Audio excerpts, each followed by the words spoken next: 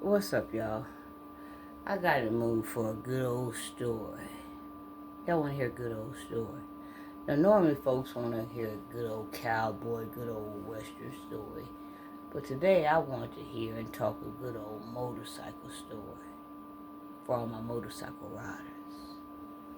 So I want to share a story with y'all that's dear and personal to my heart that came from my father over and over again. My father's passed, but I made him tell me the story over and over again when I got up some age to understand this.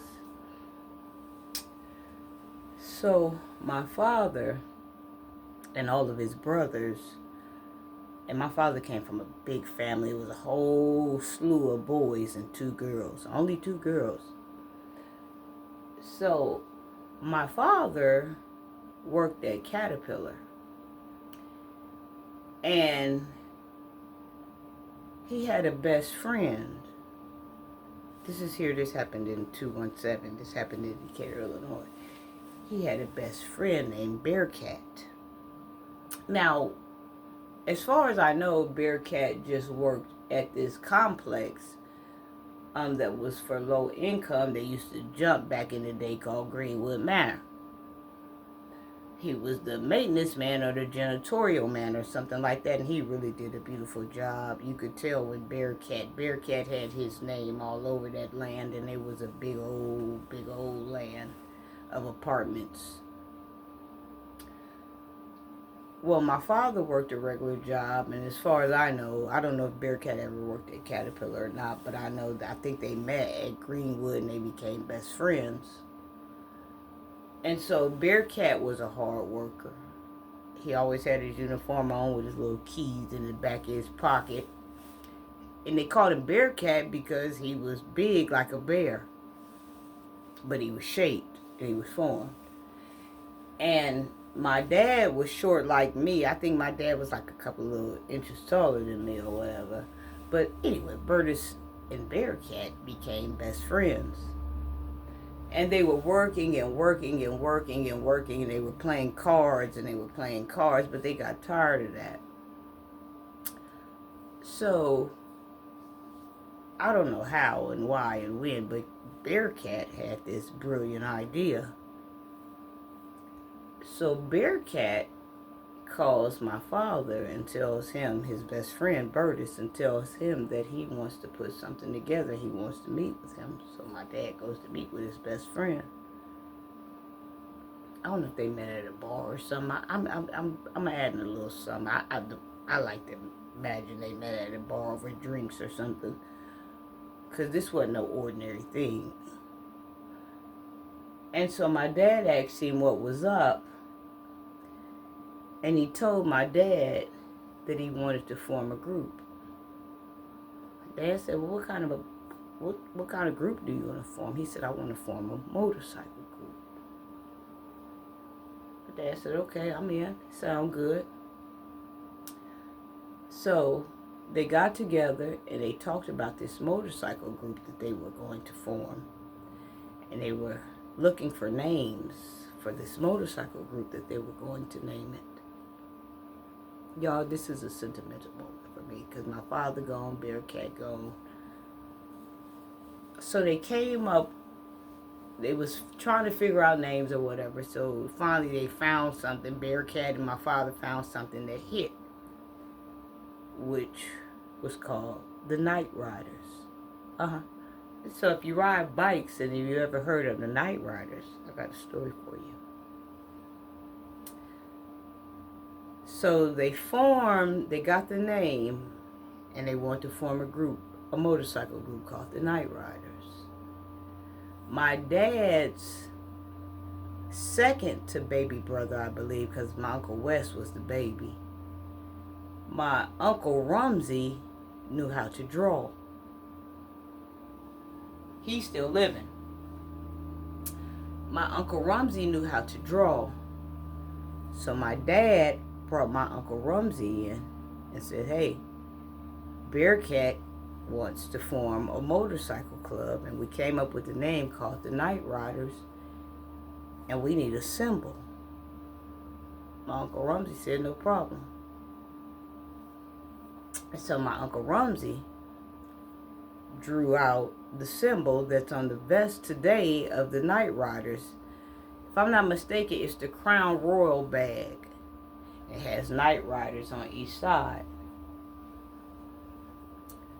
Okay.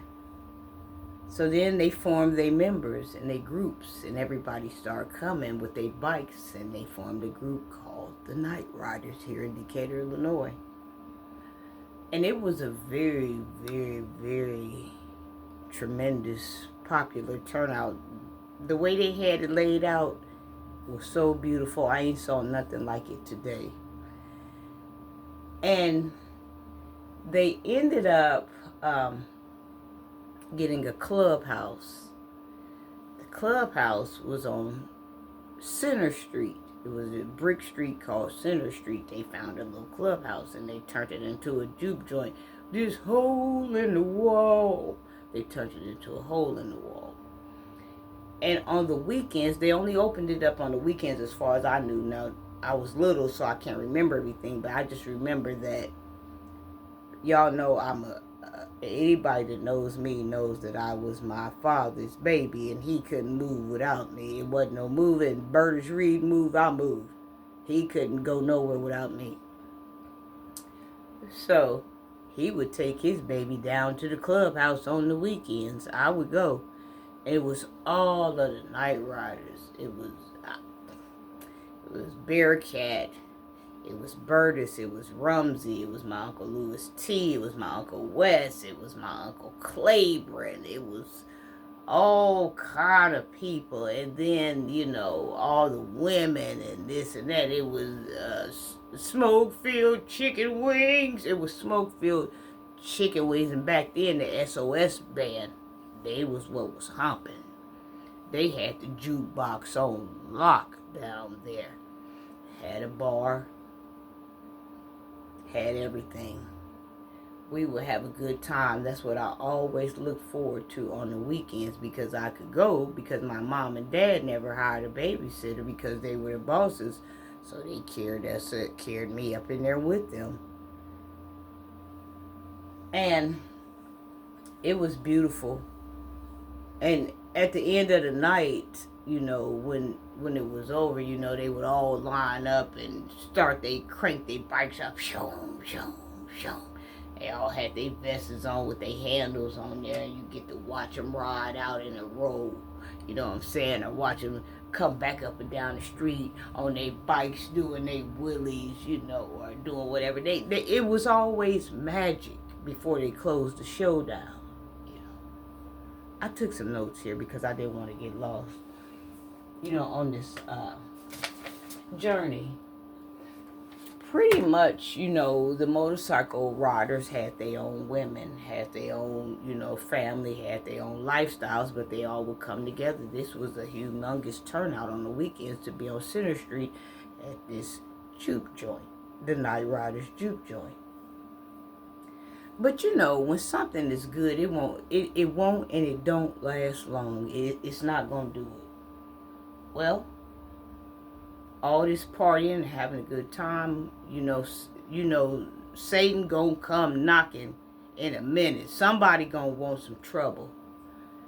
And so after a while, there was a first incident. I remember this. I think I might have been like 6 or 7 or 8 or something like that. There was a night rider named Red Dog, which was my favorite person in the whole wide world. And Red Dog, he was red. He was really red, like a red-nosed pit. He was that red. His skin was red. He was light-skinned, but he didn't have yellow hues. He had red hues. He was Red Dog. His name was Red Dog. He was a night rider. His name was Red Dog. He was red. His hair was red. He kept his hair in braids. His hair was red. Everything was about him. His damn eyes was like damn near red. They was hazel, but they had like a Red Dog was the smoke. I don't know what happened between them amongst while the Center Street was jumping, but something happened.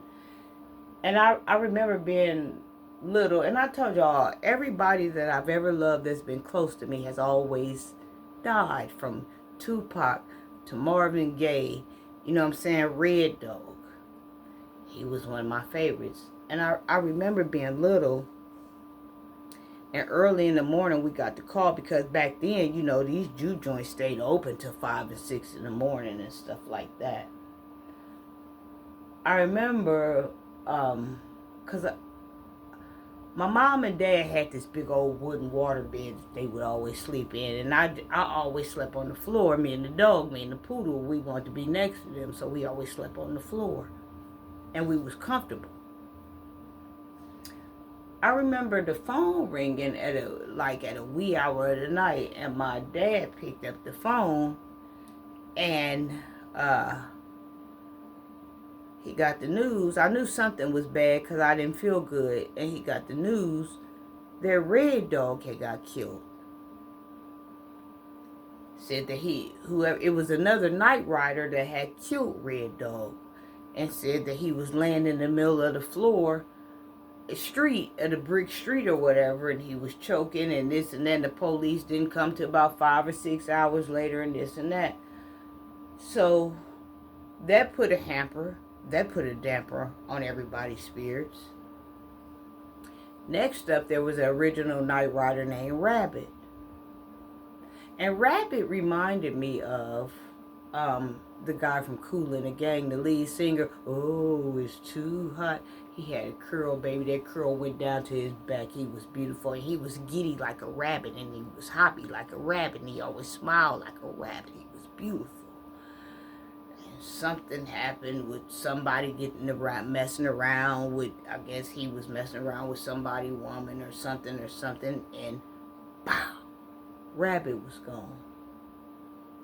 By this time, my dad and Bearcat and my Uncle Rumsey, they got together and they decided to close the juke joint down, because that didn't sit right with them. They said another night rider killing another night rider, and then another one happened after that. They was done with it. It shifted dynamics. So they shut it down. But in between this, there was a lot of things that went on, because, you know, when you're a motorcycle rider and you're a man, you know, that means women are coming. That means groupies are coming. That means hoochies are coming. You ain't nothing but a hoochie mama. Ain't got no pride, ain't got no shame.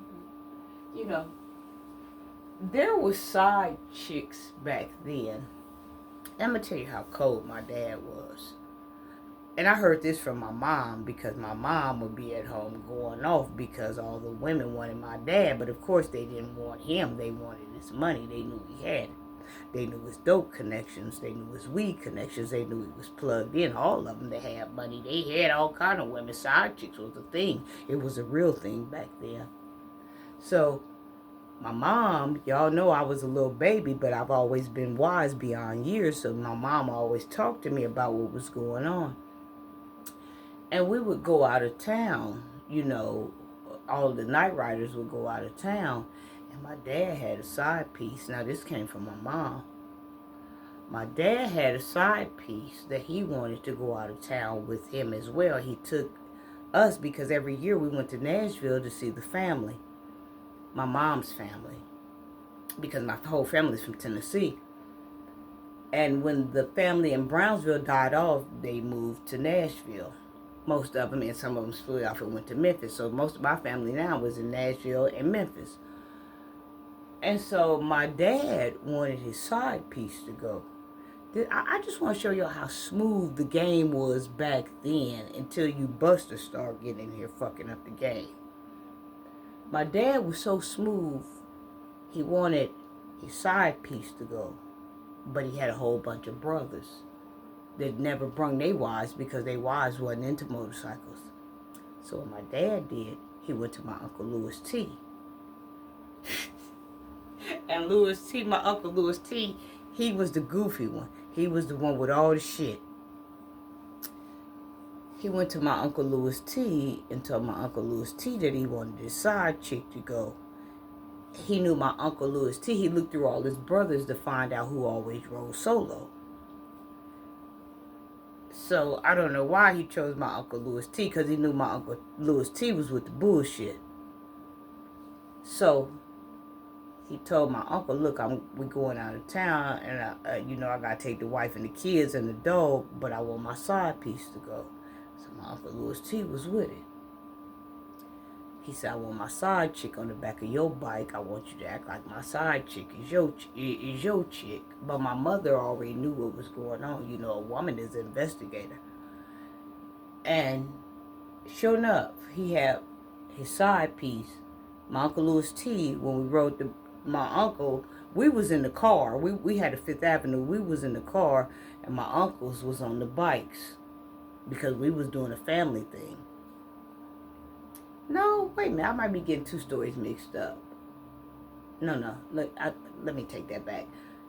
My mom told me this story, so I wasn't around at this time. But we did take rides in the Fifth Avenue with this family thing with all my dad's brothers around. My mom told me an incident where they were on the bikes, and my Uncle Louis T put my dad's side chick on the bike and act like it was his chick that he was messing with. And my mom said that my dad had it set up to where if she wanted something, my dad told my Uncle Louis T, whatever she want, I don't care if she wants something to drink, I don't care if she want food, if she want clothes, I don't care what she want. Whatever she want, you pay for it. And when the trip is over, I'll reimburse you. So my Uncle Louis T was like, okay. So that's what happened. It was going all down. But my mom knew what was going on, but she was sitting back peeping it. My mom said they were stopping at gas stations, and she was, I want this, I want that. You know how you go into gas stations and they had these souvenirs and all of this stuff. I want this, I want that. Oh, my mom said that woman was pointing away at everything she wanted, and my Uncle Louis T was buying it. And then when we got back home or whatever, my dad went and got with my Uncle Louis T and tallied up the bill, and he paid him what he owed him. But my mom, she didn't budge because she wanted to see what was going on or whatever. And then, I think back about this, like how these young kids that messed the game up and they ain't kicking it like how my father and them was kicking it. I can't say any names, even though it wouldn't be a threat to nothing right now. But as far as the dope game went, these kids got it all corrupt and messed up. My dad and all his brothers in Bearcat, they had a connection, right? He drove this charcoal dark gray van with the dark gray tinted windows. And whenever my dad and his brothers or whoever wanted to place an order, they never went in together. They went in on their own. Whenever they wanted to place an order, their other friend that drove this van, he would pull up and it would be weed, right? But the weed was in big old trash bags, black trash bags that you couldn't see through. And back then, them trash bags were strong, they were stout, and they was black. You couldn't see through them. The man would get out the van with the Bob Marley, with the ganja, with the smoke, with the powwow, and it would be in trash bags. When my father and his brothers and all his friends ordered weed, they ordered weed in big trash bags, big black trash bags. Mm-hmm. See, these kids, they in Ziploc bags. Now, my father and his brothers and his best friend, Bearcat, they was in trash bags. You see what I'm saying? And I remember my dad, me and the poodle, we would always keep close to him because, see, the poodle was showing me what was going on. Reggie. My dad, we had, in my dad's bedroom, there was these drawers that went all the way around the room. My dad would always, they would put me outside the room when they would break it down, but when I could get ready to come see them breaking it down, walking through the room, they'd shut me out the room, and it was a mirror that hung on the outside of the door, so me and the dog would sit right there. But we already knew what they was doing, because a couple of times we caught them off key. Well, my dad would take the big trash bags of weed and stuff them in the walls back then. But the police wasn't on to this shit then. They on to it now, but they wasn't on to it. My dad was doing it. Stuffed the trash bags on the sides, on the two sides of the drawers. But it was the center drawer. And in the center drawer, that's where Pops kept his 38. Pops had a 38 before I was born. I was born in 77. He said he already had that before I had came along. But he said it reminded me of him. It reminded him of me. It was a 38 with a cotton candy pearl handle. Yeah. And I remember they were so heavy in the dope game, right? My Uncle Rumsey was a beast on the bike. When we would get in the car, this is going back to where I was at. When we would go on family trips for the summer, because we would always go to Nashville, the kids and the dog and the wife. When we would go to Nashville, because we stayed a whole summer in Nashville, when we would go to Nashville, my Uncle Rumsey, if he needed something or whatever, he would get on his bike and ride all the way from here to Illinois down to Nashville just to pick up something. My dad would give him the address. My uncle would find it. My dad would try to make my uncle rest. He wouldn't rest. He'd come all the way down there to pick up what he need. Drive. Nashville is like 6 hours or 6.5 hours. My uncle would get on his bike, drive all the way down to Nashville, pick up what he needed. I remember my dad being like, when he found my grandma's house in Gully, my dad be like, man, you been driving, 6.5, 7 hours. Why don't you rest your feet? Why don't you, you want something to eat, something to drink? Uncle Rumsey be like, no, I'm cool, I'm good, I'm headed back. Couldn't get my Uncle Rumsey to rest his feet. He'd pick up what he needed, get on that bike, head right back home to Illinois. I'm telling you, the motorcycle game was awesome when I was a kid. But it's still going now. There's been different people, to take it over, but it's nothing like it was when my dad and Bearcat and my Uncle Rumsey designed it. And they had a Night Riders party probably about like 10 or 15 years ago. My dad had died in his 80s, but I think he might have stopped riding. Y'all know my math ain't together. I think he might have stopped riding in his 70s, but my dad was the oldest to stop riding. And he didn't stop riding because he got old. He stopped riding because my mother was on him. But it was crazy, y'all, about how when I look back and my mother would talk to me, it's crazy how, because my mother was saying, how all of it, he kept divorcing her and putting her to the side, moving out because he wanted to be around and be with all these women that was using him because he had money back then.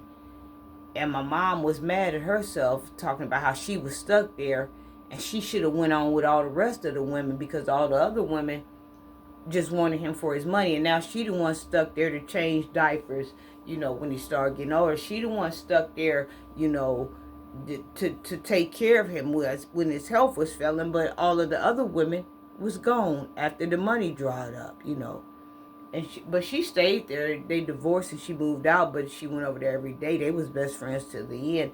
And as a matter of fact, they bond was so deep that my father passed first, and I guess he said, you got a year to have fun and do what you're doing, and after that you coming with me. And then my mother passed away. They was that connected or whatever. Let me make sure I haven't left nothing else out. Yeah, so that pretty much concludes my story. I just want to share something that I was very proud of that went on in my family, as far as something that my family created. So if y'all are motorcycle riders and y'all run across night riders in Decatur, Illinois, or y'all see night riders, my dad's best friend Bearcat and my dad his best friend Burtis and my Uncle Rumsey put that together. I love y'all.